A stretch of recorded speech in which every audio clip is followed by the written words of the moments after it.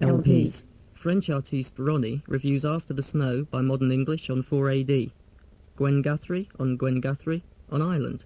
And Steve-O, soft sales manager, almost reviews Avalon by Roxy Music on EG. Hello, my name is Ronnie, and I've just been listening for the first time to Modern English, their last album called After the Snow.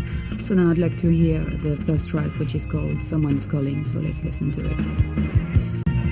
I'm very fresh, I never heard about them, and I find it very interesting. Just looking at it, I like the cover, like the artwork very much. I think in general, I like, I do like the drumming. I like the melody of the voice. I don't think that the production side of it is something fabulous, but I think it's very interesting. I think we should also listen to Life in the Glad House. There's one thing I don't like very much about it is the sound of the guitar, which to me makes it a little old-fashioned.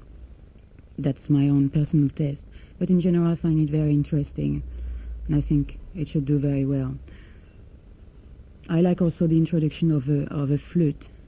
Flute, or flute you say in English, I don't know how you understand, in a song. I do like electronic music, but I also like when you do introduce some manual instruments. I think it should do very well. Interesting. Oh, well, Sly wrote Getting Hot, and I don't know where he conceived the idea or what. He just came to me and said, "Listen, Gwen, I have this idea for this song. Tell me how you like it." And he has this funny little singing voice, you know. Sorry, Sly. But anyway, so we laugh a lot when he's teaching me the songs, you know. And sometimes his lyrics are funny too, you know. But so I said it's great. It's very commercial, regardless of your voice. You know, I can hear the commerciality, and it's great. And we went in and cut it, and it came out great. And Robbie's the same way. He sings better than Sly, I might add. Much better. And we co-wrote the one that Robbie wrote. Robbie and I. He had most of the words and most of the melody, but he needed some help on some areas, and we did it together, and it came out great. For You was written by the engineer, who happens to also be a producer and, of course, writer, Stephen Stanley. You probably remember him from the Tom Tom Club's Genius of Love. And he is brilliant. He's young. He's only about 22, 23, and he's great. And he's a nut. He crosses his eyes and makes faces when things are getting boring in the studio. And, well, he had the demo. He sings also. And he came to me with the song, you know, right there in the studio. And it was beautiful. But the way we did it is very much different from his demo. But it's beautiful. It was a beautiful rendition. Avalon, Roxy Music's album. Terrible package. Looks like a Hawkwind package. It really does, seriously. It's kind of like it's like black magic and kind of Masters of the Universe. The Ferry is the only thing going for it. It's like the voice. Because I've got no respect for the instrumentation at all. I think the instrumentation is standard. I mean, I want to see Roxy Music and bands like that dead, basically, because I mean I think he takes time on the drum sound. I think he kind of you can tell in the studio he's trying hard to get the drum sound right, and everything's too slick and cool for me. I think that if more people go right to the album covers, I think it'd be better for your cassette. Do you know what I mean? I think that, you know, people actually, well, that's trendy, you see. So let's show everyone again. Roxy Music. There's to rock and roll. Now try some new ideas. One Sally Disc, 40 rock and roll classics. Yes, 40 classic tracks, all by the original artist for just £6.99. On 40 Rock and Roll Classics, you'll find Jerry Lee Lewis, Bill Haley, Little Richard, the Everly Brothers, Chuck Berry, Buddy Holly, Carl Perkins, Fats Domino, Eddie Cochran and more.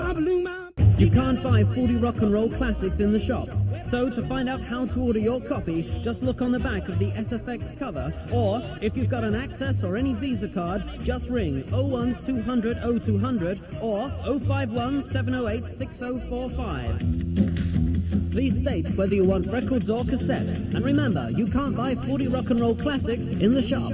This is the Gym Slips playing their latest single, Dear March, available on Girlfriend Records. The Gym Slips were just one of the many bands featured at the Women Live Music Festival, which took place in various London venues during May.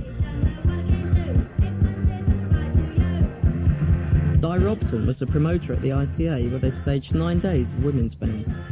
Women Live is an event organised by the Women in Entertainment organisation, which is an organisation which involves women who work in every area of entertainment, obviously, from music, film, video, including stage management, sound technicians, right across the board. And we decided that we would have Women Live because we decided there weren't enough women employed in the entertainment business itself.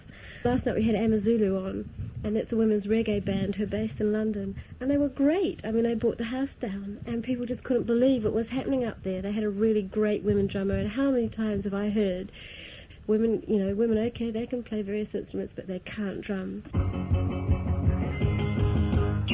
Reaction to the event seemed to be one of enthusiasm, although some women complained that men were allowed in. I really enjoy this, apart from the fact that there are too many men here, because the whole point of Women Live is that women are showing what they can do, and they don't have to show what they can do in front of men. What did the men think? I think it's really refreshing to have women playing in bands and to have predominantly women in the audience. I believe in feminism, and it's a shame that it's not carried over into more mainstream things than it is at the moment. I can understand that having men there cramps this style, and there's a lot of men that would disagree with what's going on. But I think ultimately the only way forward is to include men in this sort of thing. The Au Pairs have the best of both worlds, featuring 2 men and 2 women. We spoke to Leslie, the singer and guitarist.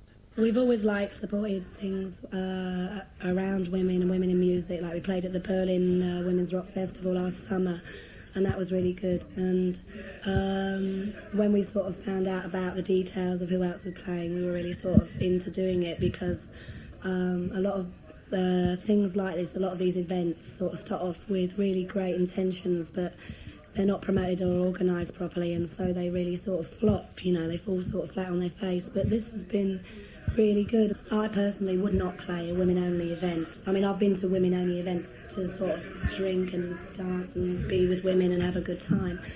But it's like I say, I think if you want to do that, then you should be able to do that. But I don't think this should have been an all-women event, because I think that the thing about women moving in on music has not got to be seen. I mean, it's like, like people go out and say to women bands or to bands with women in them, why are there women in your band? Well, people don't go up to men and say, why are there men in your band? Do you know what I mean?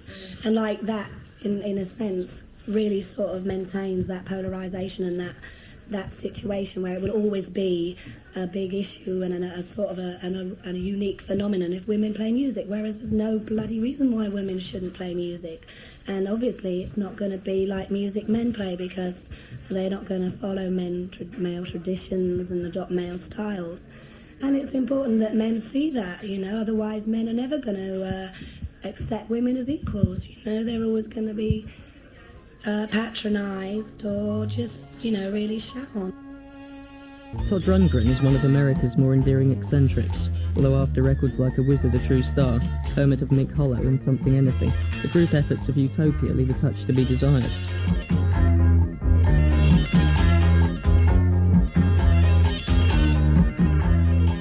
But never mind, when Todd isn't swimming inside a pyramid, he spends his spare moments fiddling with computers, as he tells Steve Buttrick.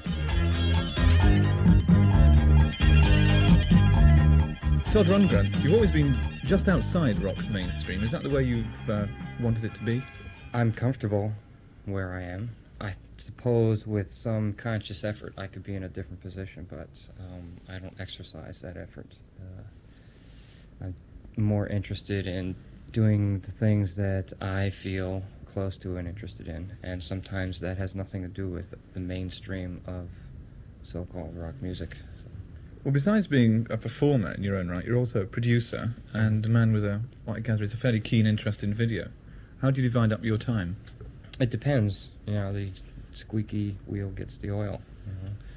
I just finished a month and a half of producing, and when I get back, as soon as I wrap up some of these productions, I'll be doing a little bit more active work in video, and then of course there are my spare time activities too.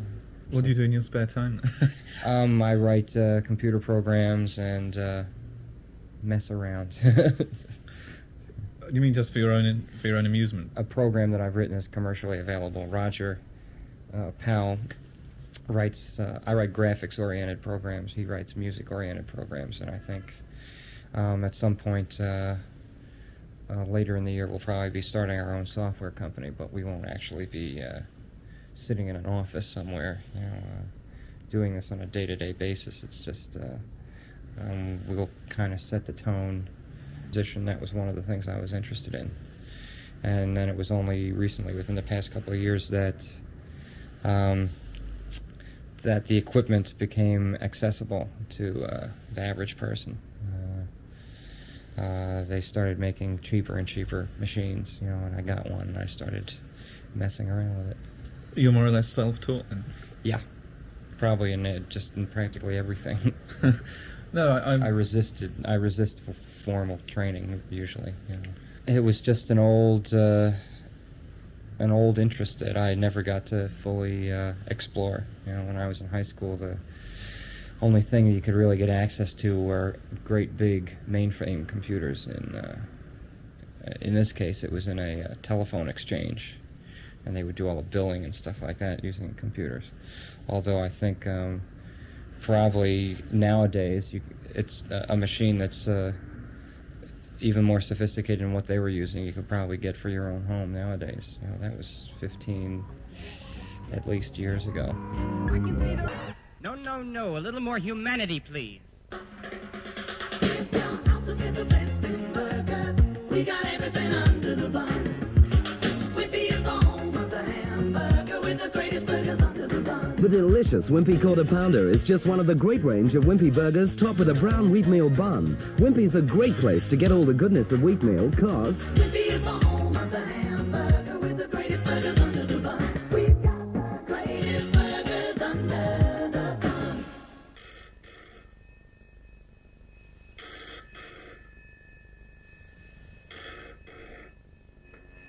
Dalek I Love You, a Liverpool group formed by Alan Gill, who co-wrote Reward for Teardrop Explodes, and soon to be seen in their own right as one of today's most inventive visual bands. This is from the story of Wild Jim, a speciality number done for you, as part one in a never-ending saga. What do I remember about Wild Jim? Hot lazy afternoons lying in his shadow, spellbound by his tales of faraway places and bygone days. At that time I didn't really believe his stories, but now I know they were all true. His hands, everyone asked about them.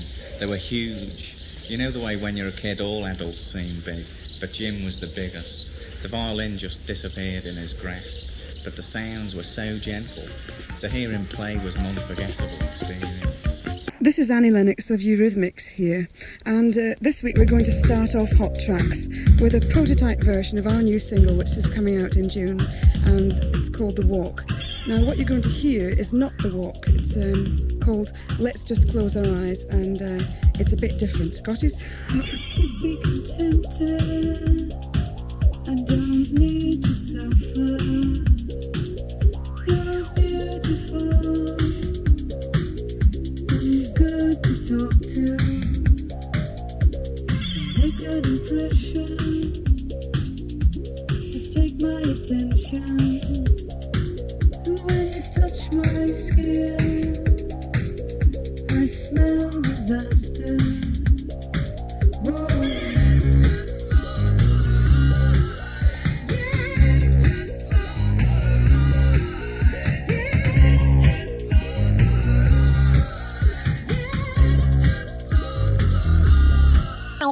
Lindsay Anderson, an exclusive interview with Peter Gabriel and the bloke who cuts Teddy Horse hair. Said the laughing no.